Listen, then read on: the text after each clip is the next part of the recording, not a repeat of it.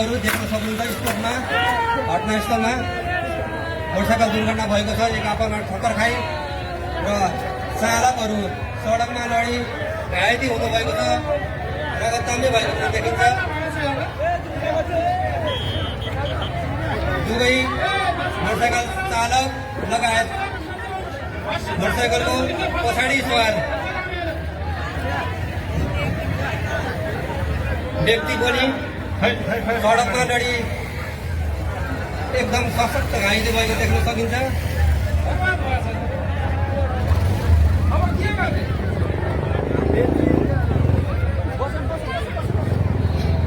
दर्शक महानुभावहरू घटनास्थल वरिपरिका मान्छेहरू उपस्थित हुने क्रम जारी छ।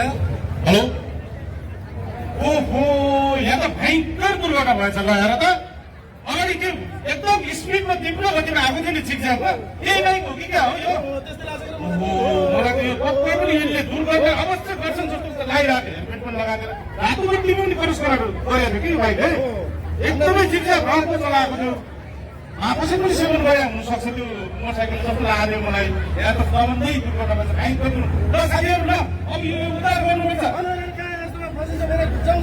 होइन मानव बेसी मानवको चाहिँ गयो गर्नुपर्छ। यस्तो दुर्घटनामा चाहिँ उद्धार भयो, हामी सबै लाग्नुपर्छ। ल छुट्टी पऱ्यो खबर गर्नु त।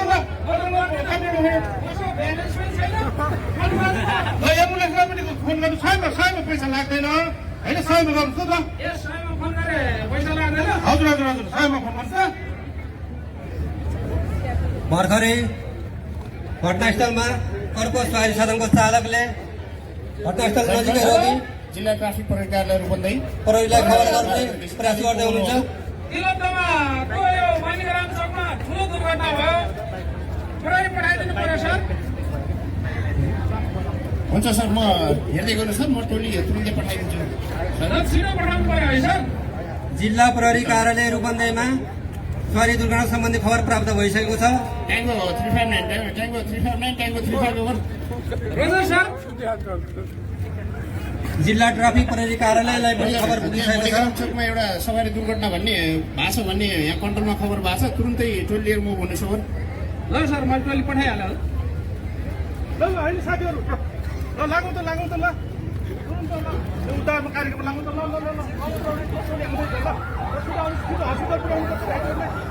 दर्शक महानुभावहरू देख्न सक्नुहुन्छ प्रहरीको गाडी घटनास्थलतर्फ आइरहेको छ।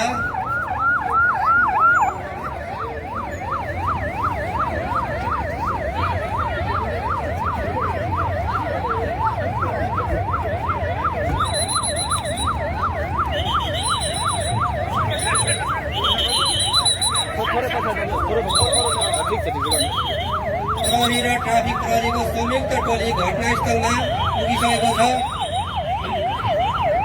दुर्घटनास्थलको कारणले गर्दाखेरि चारले आवागमनमा केही बाधा पुगेको देखिन्छ।